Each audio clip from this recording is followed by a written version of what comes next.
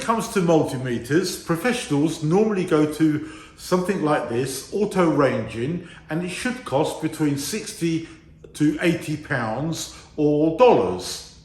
And it's absolutely perfect for engineers who want to test and repair wash machines, air conditioning, refrigerators, boilers, thermostats, controls in the house. This is suitable for those sorts of engineers. We've got two terminals, red and black.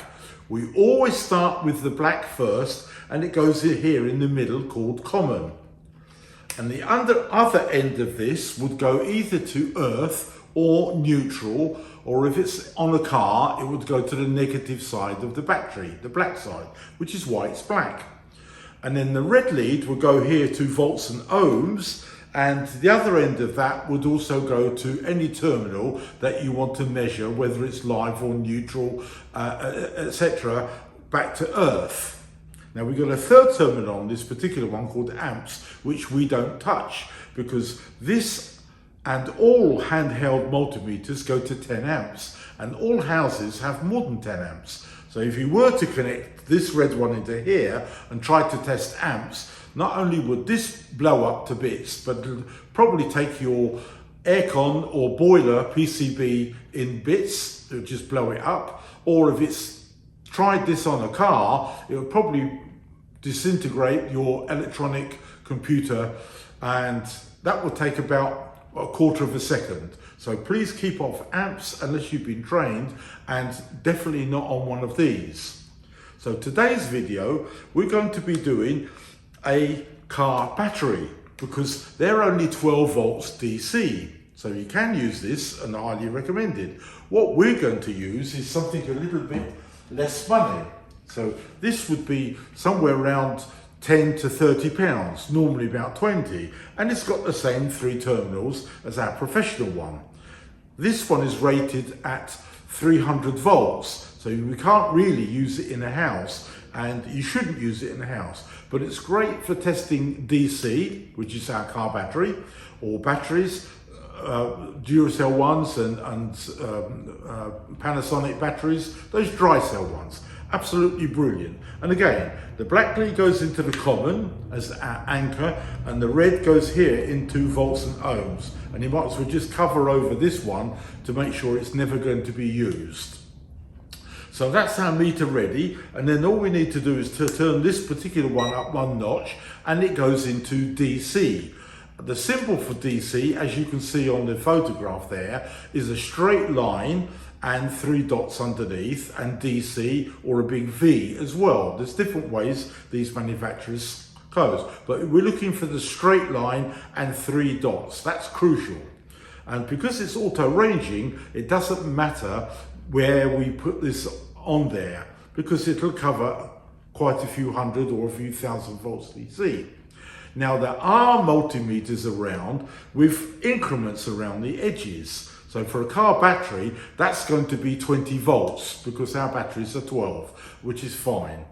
So that's the meter setting. And now health and safety, we need to protect ourselves.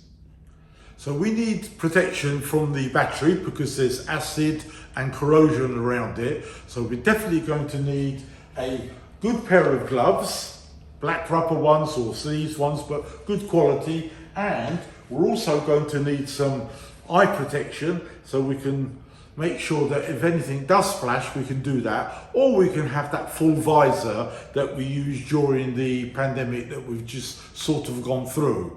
But always make sure that you've got good protection on yourselves and plenty of light to do. So now we're tooled up, let's go to the car, and I'll show you how we test a car battery the easy way. So the first thing I'd like to point out is, as you can see here, the battery is 70 amps and the multimeter we saw earlier only 10, so there's no way we can connect this to any battery. You'd have to go to a specialist, either the dealership or your auto electric outlet. So the first thing we'll need to do is connect the black lead here to earth. So I'm using these are known as crocodile or alligator clips. So we're just going to slide that over and connect it to the black terminal. Then we're going to move up into volts DC and then connect the meter red lead into there, and we can see we've got 12 volts standing electricity into it. So the next stage that we're going to do is switch on all the lights, the air conditioning, everything full on with the engine off, and we'll see what sort of a drain that's going to be. Now we can see that quite easily we can see the load. All the lights are on, the hazard lights are on, the radio's on, and the air conditioning is on, and we're pulling from the battery 11.4 volts. If that figure drops below 10, then we need to recharge the battery or take it to a center to find out why. You could also be checking the alternator. So the next thing, this is a 2-minute test, and that's all you need just to stabilize everything. But it's not moving at all because the battery is only about 2 to 3 years of age, so it's working well. So the next stage is going to be, we're going to switch the engine on, and then we'll see how it changes.